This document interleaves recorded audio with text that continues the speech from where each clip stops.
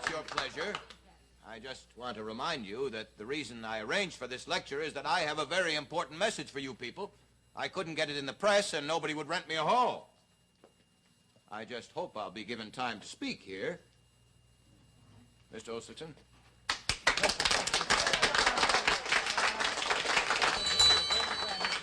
I have just one word before we start.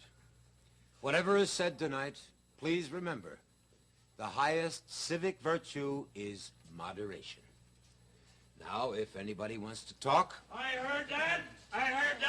Since when are you allowed to electioneer at the polls? I'm going to report you to the mayor.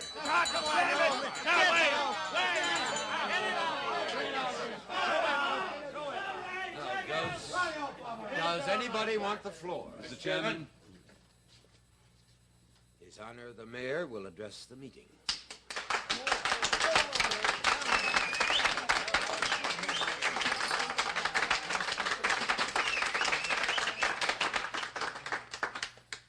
Gentlemen, there's no reason to take very long to settle this tonight and to return to our ordinary, calm, and peaceful lives. Now, here's the issue. Dr. Stockman, my brother, and believe me, this is not easy to say, has decided to destroy Kirsten Springs, our health institute. Let the mayor continue, please. We mustn't have any interruptions. Now, he has a long and very involved way of going about it, but that's the brunt of it, believe me. Well, what are we wasting time for? Run him out of town! Now, wait a minute. I want no violence here. I want you to understand his motives. Now, he is a man, always has been, who is never happy unless he is badgering authority, ridiculing authority, destroying authority. He wants to attack the Springs so he can prove that the administration blundered in the construction. May I speak? The mayor is not finished. Thank you. Now, there are some people who seem to feel that the doctor has a right to say anything he pleases. After all, we are a democratic country. Now, God knows in ordinary times, I would agree 100% with anybody's right to say anything. But these are not ordinary times. Nations have crises, and so do towns. There are ruins of nations, and there are ruins of towns all over the world.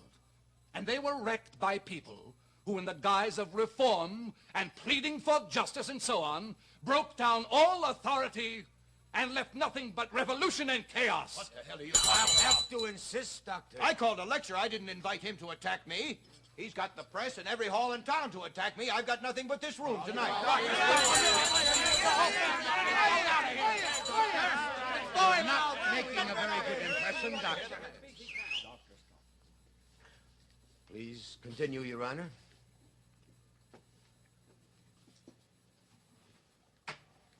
Now, here's our crisis.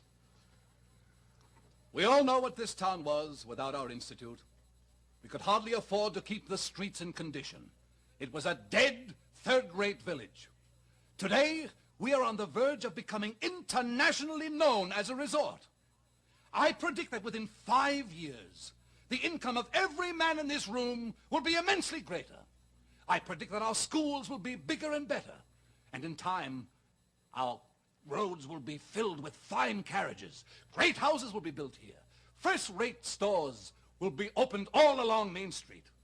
I predict that if we are not defamed and maliciously attacked, we will be one of the richest and most beautiful resort towns in the world.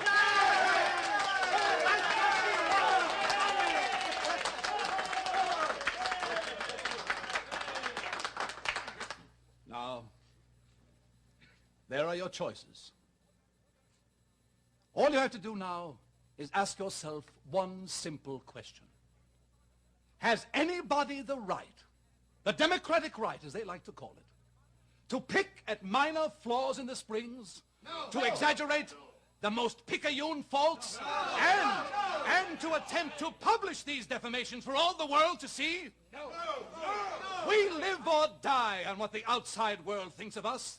I think that a line must be drawn, and that if a man decides to cross that line, we, the people, must take him by the collar and declare, you cannot say that. All right, then. All right, then. All right, all right. All right, then. I think we all understand each other. Mr. Chairman, I move that Dr. Stockman be prohibited from reading his report at this meeting.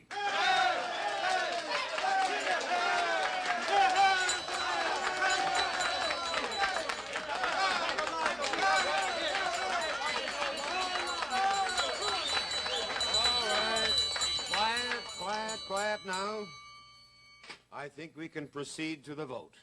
Well, aren't you going to let me speak at all? We are just about to vote on that question, Doctor. But damn it, man, I have the right to...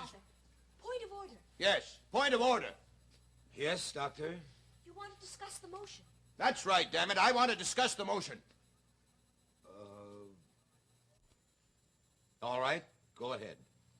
Now, listen. He talks and he talks and he talks, but not a word about the fact. We don't want to hear any more about the water. You're just trying to blow up everything. Well, judge for yourselves. Let me read you my report.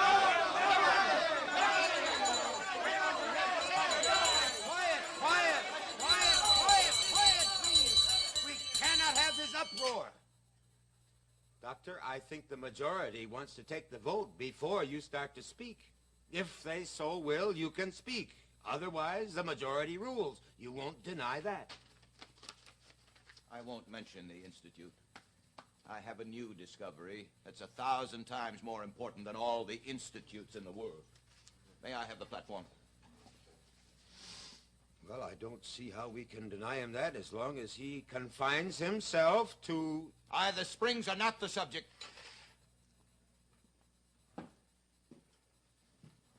Before I go into my subject, I want to congratulate the liberals and radicals among us, like Mr. Hofstadt. What do you mean, radical? What evidence have you got to call me a radical? You got me there. There isn't any evidence. I guess there never really was. I just wanted to congratulate you on your self-control tonight. You who have fought in every parlor for the principles of free speech these many years. I believe in democracy. When my readers are overwhelmingly against something, I'm not going to impose my will on the majority. You have begun my remarks, Mr. Hofstadt.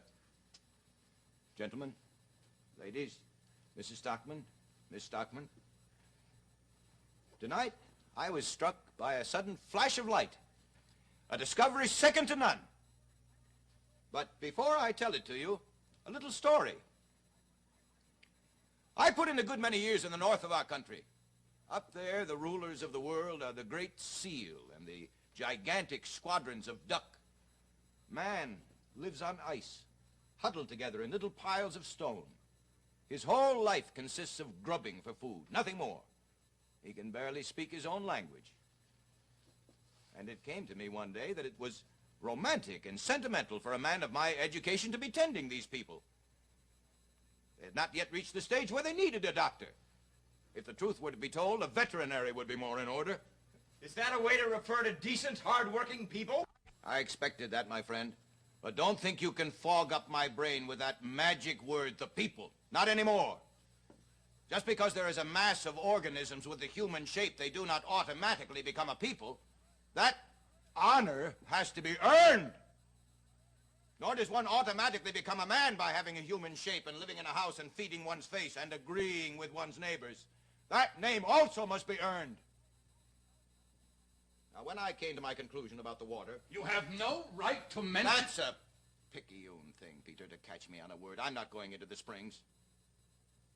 When I became convinced of my theory about the water, the authorities moved in right away. And I said to myself, I will fight them to the death because... Are you trying to make a revolution here? He's a revolutionist. Let me finish! I thought to myself, the majority. I have the majority. And let me tell you, friends, it was a grand feeling. Because the reason I came back to this place of my birth is that I wanted to give my education to this town. I loved it.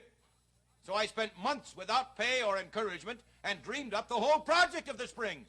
And why?